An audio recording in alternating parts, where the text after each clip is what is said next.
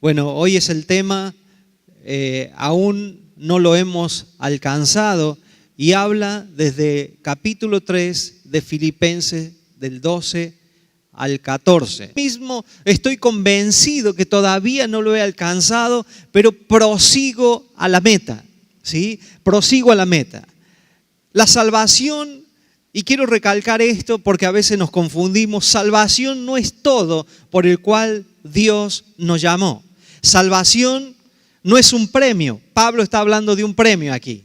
¿Lo ven o no? ¿Sí? Salvación no es premio. Salvación le costó la vida a nuestro Señor Jesucristo. Salvación es un regalo. Salvación es algo que lo obtenemos, ¿por qué? Porque Cristo pagó un precio, ¿sí? Y no es el precio de permanecer en el camino del Señor, sino que salvación es parte de la promesa que Dios tuvo desde el inicio, desde el capítulo 3 del libro de Génesis. Hasta el capítulo 3 del libro de Génesis, en la creación de todas las cosas, hasta ahí íbamos bien con el Señor. Capítulo 3, en adelante se tuvieron que escribir 66 libros para redimir al hombre de la esclavitud del pecado y el pecado adámico. Usted no peca, ¿sí? Nosotros no somos pecadores porque pecamos, sino pecamos porque somos pecadores. Y hay una gran diferencia, ¿sí? ¿Le entendió o no? Pecamos porque somos pecadores, porque naturalmente nacimos con el pecado adámico transferido en nuestras vidas. En los códigos genéticos, allí va la transferencia que hizo o cometió por rebeldía, ¿sí?, Adán en el huerto del Edén. Por eso Dios crea 66 libros, cómo el hombre entienda el mensaje de Dios, que no podemos ser salvos por obra y que se cae toda una doctrina de lo que nos ha enseñado la iglesia tradicional, ¿sí? Y dice la palabra de Dios que somos salvos por fe y por fe en Cristo Jesús. Por eso Pablo dice, yo soy salvo. Él no tenía duda que era salvo. Es como usted no tiene que tener duda que es salvo. Y la salvación no es por sentimiento, ¿sí? Usted a lo mejor no va a sentir nada. Usted a lo mejor el día que recibió a Cristo la palabra le impactó, quizás la adoración le impactó, algo llegó a su espíritu, a su alma, el espíritu que estaba dormido, estaba allí, despertó porque hubo una conexión con el Señor, convenció al alma dónde están los sentimientos, las emociones, las voluntades, ¿sí? El cuerpo no hizo absolutamente nada, solamente dijo acepto a Cristo como mi Señor y Salvador, quizás con lágrima o no, pero desde ese momento usted pasó de muerte a vida, de maldición a bendición. Mire lo que ha hecho el Señor en la cruz del Calvario. Y después usted puede decir, he caminado el Evangelio por 10 años, me he congregado, he escuchado la palabra del Señor y no he sentido nunca más nada. ¿Sí? Yo predico el Evangelio y a veces no siento nada.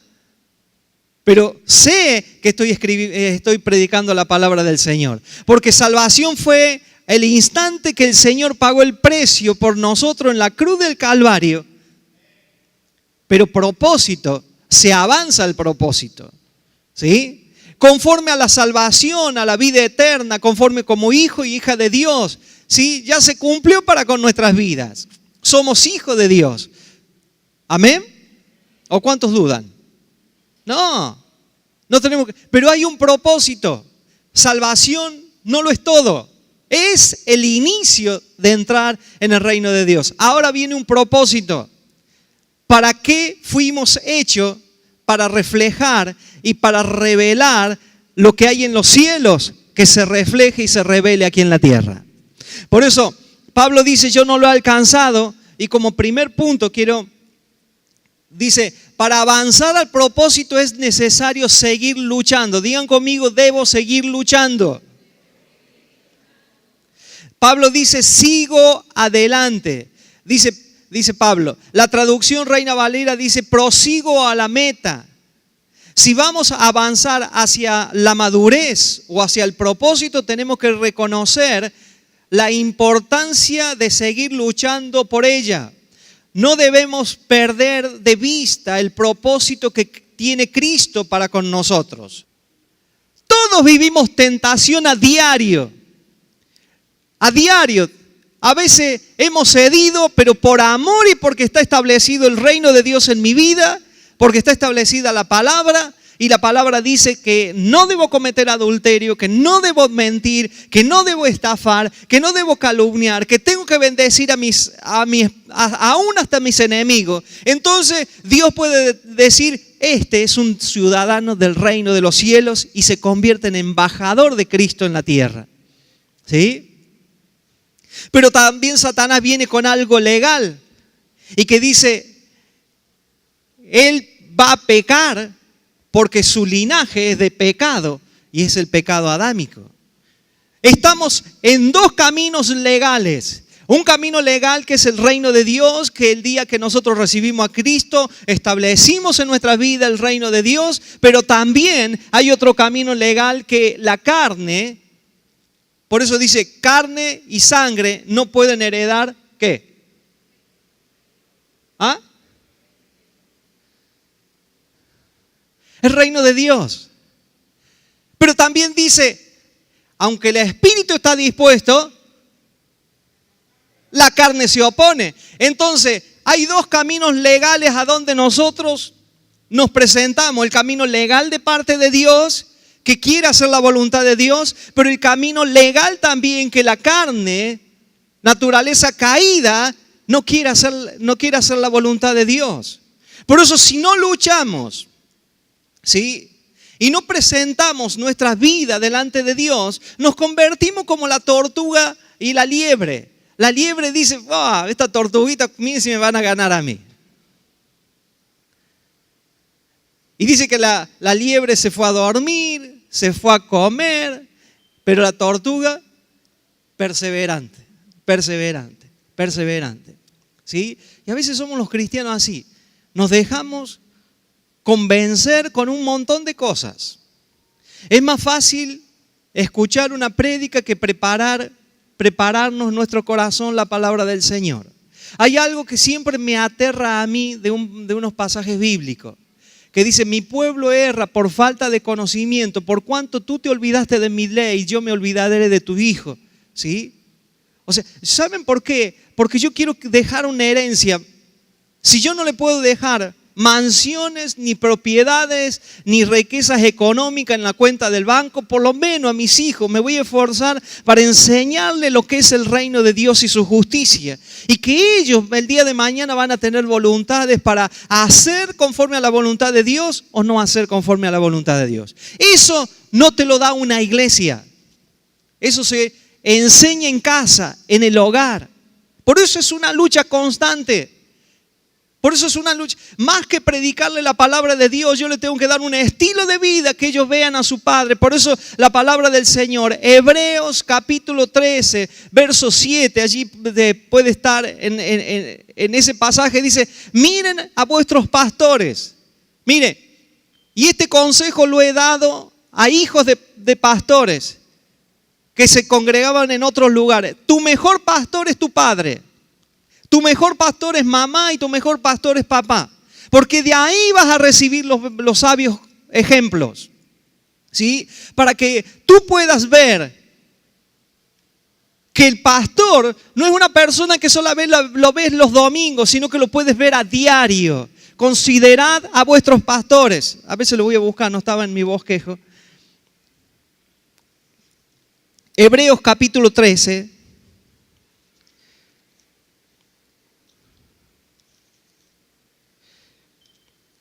Dice, acuérdense de sus dirigentes que les comunicaron la palabra de Dios. Consideren cuál fue el resultado del estilo de vida e imiten su fe. Jesucristo es el mismo ayer, hoy y por los siglos. Si usted ha visto un pastor en el cual no tiene ejemplo, porque todos venimos, quizás no tenemos un buen ejemplo de nuestros dirigentes. El versículo posterior dice, miren a Jesucristo, que es el mismo ayer, hoy y por los siglos de los siglos. Por eso no hay excusa no hay excusa para no avanzar al propósito de Dios. Amén. No hay excusa para no avanzar al propósito de Dios. Entonces, dígale que está a su lado, no te dejes vencer por lo malo. Yo sé que estamos muy distantes, ha faltado mucha gente, pero perdón. No te dejes vencer por lo malo. Vence el mal, ¿con qué? Con el bien. Y eso es una lucha constante. Te van a difamar, van a tener argumento en contra de tu fe, van a tener argumento en contra de la familia, en contra de los hijos, en contra del matrimonio. Van a tener argumentos porque tú amas a tu esposa y hablas bien de tu esposa. No olvidarse que fuimos llamados a algo glorioso de parte del Señor. Que hay coronas preparadas para el pueblo de Dios, para los que aman a su venida. ¿Sí? Por eso sigue luchando, no te quedes. Si tú tienes el reino de Dios establecido en tu vida y tú le crees a Dios y tú ves algo que se está cayendo quizás en el matrimonio, en los hijos, en los padres, en las amistades, alrededor de nuestras vidas, sigue luchando, hermanos queridos. Dios nos ha hecho con el evangelio en nuestras vidas personas, hijos a todo terreno. A todo terreno. Porque sabemos pasar hambre, sabemos pasar traiciones, sabemos pasar aún la partida de seres queridos. Hemos aprendido que también a veces las cosas no nos salen bien, pero somos a todo terreno. ¿Saben por qué? Porque tenemos esperanza que el mañana será mejor. Y que si no llegamos al mañana estaremos en la presencia de Dios, pero allí será el deleite en nuestras vidas. Por el momento tenemos que soportar esta caja, este guante. ¿Sí? Este guante, que es débil. Por eso el espíritu está dispuesto, la carne se le opone. ¿Cuántas cosas quisiéramos hacer en el espíritu? Pero esta carne, el guante que tenemos se opone. ¿Sí? ¿Cuántas obras podríamos hacer? Pero sin embargo este guante se cansa, tiene que dormir, tiene que comer, tiene que ir al baño. A veces se fatiga, a veces se ofende. ¿Por qué? Porque hay una naturaleza en nuestras vidas que a veces nos frena para cumplir el propósito de Dios. Por eso te digo, te repito, lo veo para mi vida, sigue luchando. Porque vamos a ver lo que Dios ha prometido en nuestras vidas. Amén. Muy bien. Segundo punto, para avanzar al propósito es necesario olvidar el pasado. Digan conmigo, debo olvidar el pasado. Los malos hábitos que hemos establecido en el pasado pueden servir como una ancla en nuestro progreso. Antes de que un barco pueda zarpar, tiene que subir el ancla. Suba los malos hábitos, presénteselo a Dios. Que Él traiga libertad a los que usted humanamente no puede hacerlo. El subir el ancla es presentarnos nuestras luchas, nuestras cargas delante de Dios. Los malos hábitos que hemos arrastrado quizás desde la niñez, desde muy temprana edad, que se convirtieron parte de nuestras vidas. Si usted no puede dejar un mal hábito, presénteselo a Dios y usted determínese delante del Señor. Yo quiero hacer pacto contigo porque yo sé que si tengo que avanzar al propósito, esta ancla no me deja avanzar. Esta ancla no me deja avanzar al propósito de Dios. Porque son anclas de rencores, anclas de resentimiento. Y eso no nos deja, no nos permite avanzar al propósito de Dios porque son anclas. Si hay personas que le cuesta perdonar. Mire, si yo tengo que admirar, hay personas que le hicieron cosas dañinas, pero al otro día, o a la noche se ponen en cuenta con Dios. Y yo no sé, tienen una gracia y tenemos una habilidad. Porque yo, gracias a Dios, no soy de guardar rencor. Dios ha tratado con nuestras vidas. Pero hay personas que la guardan, las mastican, la vuelven a masticar. Y van masticando odio, rencores contra la gente. Digo yo, ¿qué sería si el Señor no podría guardar rencor Jesucristo con sus discípulos? Es más, con nosotros, ¿cuántas veces le hemos traicionado a nuestro Señor Jesucristo? Por eso, para avanzar al propósito de Dios, levante las anclas. Y esas anclas las tenemos que levantar y presentársela a Dios. Señor, yo sé que me han hecho esto, me han ofendido, siento que me han herido, que me han traicionado, que me han hecho de todo, me han robado. Preséntesela al Señor. Señor, tú pagaste un precio más alto por mí en la cruz. Señor, que se me revele eso a mi vida, porque si no, yo no puedo andar, ni voy a ir a ningún lado teniendo un ancla que me detiene del propósito verdadero. Por eso, olvidando lo que quedó atrás, la palabra de Dios, ¿quién nos separará del amor de Cristo? Y habla de algo muy, muy importante, lo presente o por lo porvenir, pero no dice del pasado, porque sí el pasado nos puede separar del amor del Señor. Por eso tenemos que olvidar lo que quedó atrás. Es más, el Señor dice, si alguno está en Cristo, nueva criatura que es. ¿Es verdad o no? Si usted es nueva criatura, Dios dice, las cosas viejas tuyas pasaron. Aquí yo las hago de nuevo. ¿Le gusta eso o no? A mí me gusta. A mí me gusta. ¿Sí? Que Dios haga nuevas cosas en mi vida. Pero ¿cuánto más tenemos que hacer nosotros? La misma naturaleza que tiene Dios para con nosotros, la misma naturaleza tendríamos que tener para las personas que están a nuestro alrededor. Olvidando nuestros rencores, nuestros resentimientos. Cerrándole la puerta a Satanás que no ponga pensamiento de destrucción, de división, de rencor, de resentimiento. Hay personas y con vergüenza y con pena lo digo, que a veces piensan, porque hay gente que le ha hecho mal, que le caiga la justicia divina y los quieren ver mal para que puedan ellos satisfacer su rencor, su odio, su resentimiento. Dios no piensa así, aunque no hayan hecho daño, pero hay que olvidar lo que quedó atrás. ¿Tú quieres empezar una nueva vida en el Señor? No espere que Dios nos apapache cuando nosotros estamos guardando y estamos las anclas clavadas. ¿Por qué estamos clavados? ¿Por qué? Porque no somos capaces de decirle al Señor, ayúdame porque no puedo guardar este resentimiento, este rencor. Y aunque se convierte en odio en contra de las personas, porque Dios no piensa así con nosotros y tampoco si somos hijos de Dios no podemos tener esa naturaleza que Dios no viene de Dios precisamente.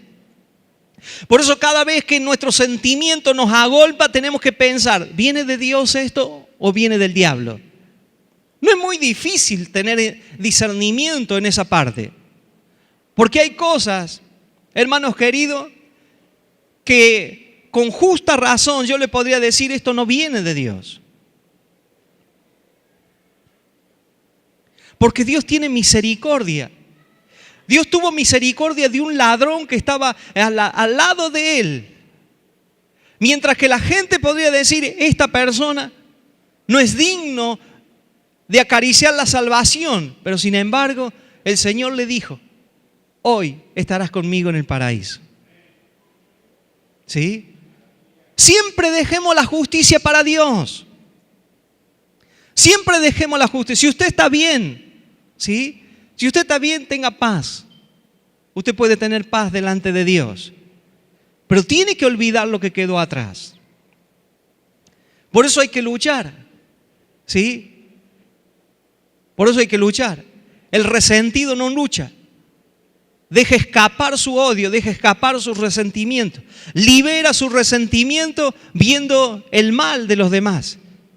Pero usted y yo tenemos que luchar para que ese resentimiento no sea parte natural en nuestras vidas, sino que el resentimiento lo podamos sepultar. Por eso Dios le dice a Caín, Caín, el pecado acecha contra ti, está como una fiera para saltar en contra de tu vida. Pero tú lo puedes dominar. Por eso Dios nos dio dominio propio. ¿Amén? ¿Sí? Mire, Hebreos capítulo 12, del 1 al 2 dice, por tanto también nosotros que estamos rodeados de una multitud tan grande de testigos, despojémonos del lastre o del peso, que dice Reina Valera, que nos estorba. Hay un lastre que nos estorba. Por eso hay que olvidar el pasado. para avanzar al propósito de Dios. ¿Qué nos pueden haber hecho que no se lo hicieron a nuestro Señor Jesucristo? ¿Quiere avanzar al propósito de Dios? Salvación es indiscutible. Si usted recibió a Cristo, salvación no se discute. Yo no voy a discutir salvación. Pero sí podemos discutir propósito. Sí podemos discutir que no avanzamos al propósito. ¿Por qué? Porque el lastre significa una mochila de cosas que nos pesa en nuestras vidas. Representa a la mujer encorvada que entró al templo y que Jesús puso la mano. Dice que Satanás la había atado por 18 años, ¿sí? Encorvado. Cuando tenemos lastre que no sabemos perdonar a la gente. Entonces, punto 3. En mi vida fui tan rápido. Para avanzar al propósito es necesario tener en vista la meta. Me pregunto yo, ¿cuál es nuestra meta? Un corredor en una carrera podrá ganar si mantiene la mirada fija en la meta, ¿sí? O sea, todos te van a criticar, todos van a decir cómo debes correr. Todos van a querer colaborar contigo. Pero usted tiene que tener la meta fija, a dónde quiere llegar. ¿Qué es lo que es la meta para usted? Todo lo demás es paisaje. Por eso el salmista David, aunque ande en valle de sombra y de muerte, Dios le dice, yo no te puse para mirar el paisaje, yo te puse porque tienes una meta. ¿Y cuál era la meta de David? Aunque ande en valle de sombra y de muerte, no temeré mal alguno, porque tú, ¿qué dice? ¿Quién le daba confianza al salmista? El Señor le daba confianza. ¿Usted cree que no pasamos por valle de sombra y de muerte? Pero no es para que nos podamos ver el paisaje del valle de sombra y de muerte. Es para que sepas que aun cuando atravesamos el valle de sombra y de muerte, que hay cosas que no nos salen como quisiéramos, pongamos nuestra confianza en el Señor. Amén. Si tú no pones tus ojos en la meta, cualquier enfermedad, el diablo te va a hacer creer que es cáncer y que es muerte. Cualquier problema en el matrimonio, tú dices, esto es para divorcio. Y no es así, se te quemó los chilaquiles nada más, pero no es para divorciarse. ¿Sí? Porque no tenemos una meta fija de nuestro propósito en el Señor.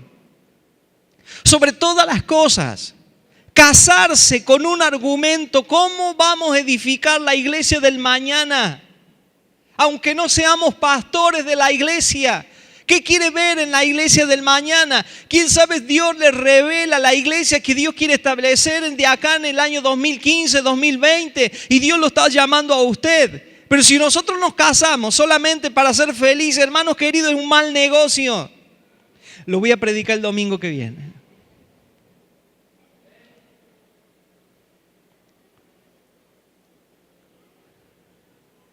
Como jóvenes tenemos que diseñar la iglesia.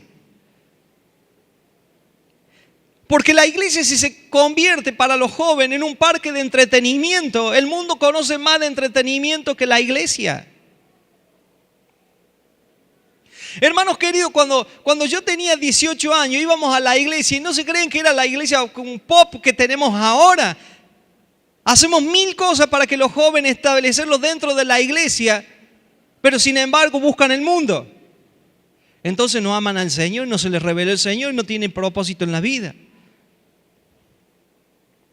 Pero cuando uno tiene a Cristo en su corazón y avanza en el propósito y tiene la meta donde tú quieres llegar, Pablo dice, yo no pretendo haberlo alcanzado, pero prosigo. ¿A qué?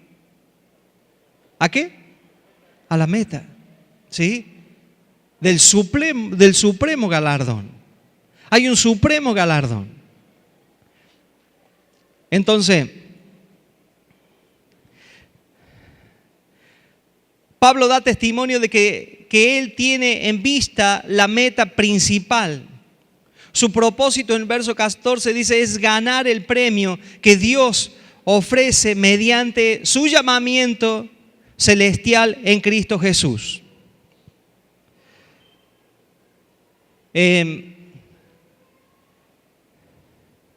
Y quiero recordarle esto. Segunda de Timoteo capítulo 2, verso 5 dice, y también el que lucha como atleta no es coronado, sino lucha como legítimamente. Segunda de Timoteo capítulo 2, verso 5 dice, y también el que lucha como atleta no es coronado, sino lucha legítimamente. Y aquí le quiero hablar de 5 coronas que Dios tiene preparado para los que luchan legítimamente. ¿Les interesa o no? Muy bien. Primera corona, la corona incorruptible para el que lucha y resiste en la lucha. Primera de Corintios capítulo 9, verso 25, todo aquel que lucha, de todo se abstiene, ellos a la verdad para recibir corona corruptible, pero nosotros una corona incorruptible. Si los atletas luchan para tener una gloria perecedera, ¿cuánto más nosotros que buscamos una corona incorruptible? ¿Cuántos quieren recibir corona? La presencia del Señor. 5 coronas hay para los hijos, las hijas de Dios, ¿sí? Una corona incorruptible para los que luchan legítimamente, ¿sí? En la vida vamos a tener que luchar para llegar al propósito de Dios. Segunda corona, dice la palabra del Señor. La corona de gozo para los que ganan almas, ¿sí? Así que, hermanos míos, amados y deseados, gozo y corona mía, dice Pablo, estad así firme en el Señor, amados. Filipenses capítulo 4, verso 1, dice, aquí en la tierra aún no hemos sido recompensados por el evangelio a una persona y ganarla para Cristo, pero un día el Señor nos recompensará el tiempo y el esfuerzo que empleamos en ello. El que gana alma, dice Proverbio, es salvo, ¿sí? El que gana alma es sabio, es sabio, ¿sí? Hay una recompensa de corona para los que ganan almas, para los que los llevan a los pies de Cristo. Ya vendrán personas que van a instruir para hacer que sean discípulos, pero aquellos, ¿sí?, que hablan de la palabra del Señor y que los llevan a los pies de Cristo, que se puede ver un arrepentimiento en ellos, eso lo puede ver el Espíritu Santo nada más. Nosotros hacemos una parte, el Espíritu Santo hace la obra, la otra. Pero sin embargo, los que ganan alma, dice Proverbios, que son sabios, ¿sí? Y hay una corona de gozo. Por eso dice Lucas que cuando un pecador que se arrepiente hay gozo en los cielos, ¿sí? Entonces hay coronas para los que ganan alma. Tercera corona, la corona de gloria para los pastores que cuidan a la iglesia. Primera de Pedro capítulo 5 verso 4 y dice, cuando aparezca el príncipe de los pastores, que es Jesucristo, vosotros recibiréis la corona incorruptible de gloria, ¿sí? Los que apacientan. Cuarto, la corona de justicia para los que predican la palabra de Dios. Ve que no hace falta ser pastor para predicar, ni evangelista, ni apóstol, ni profeta, ni maestro. Para los que predican la palabra del Señor. ¿Qué es lo que predicar? Es anunciar las buenas nuevas de salvación. ¿Me están siguiendo o no? ¿Quiere que pongamos el bosquejo en internet?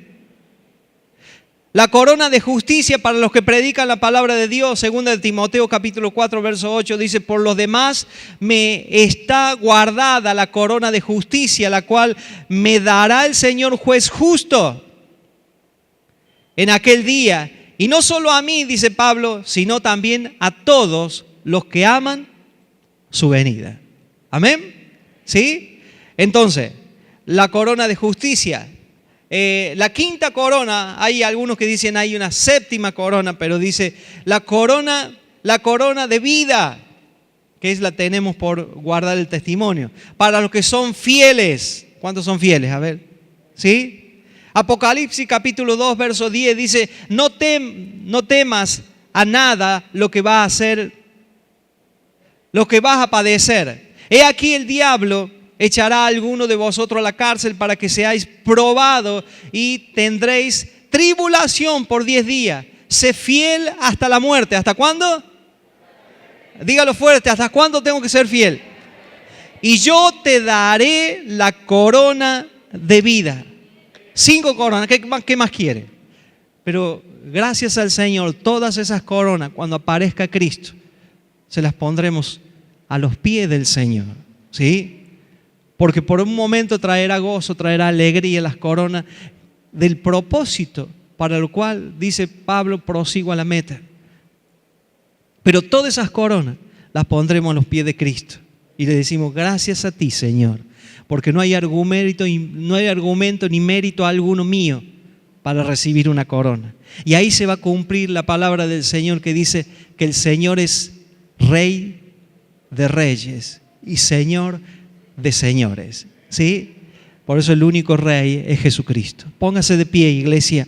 Vamos a dar gracias al Señor por la palabra.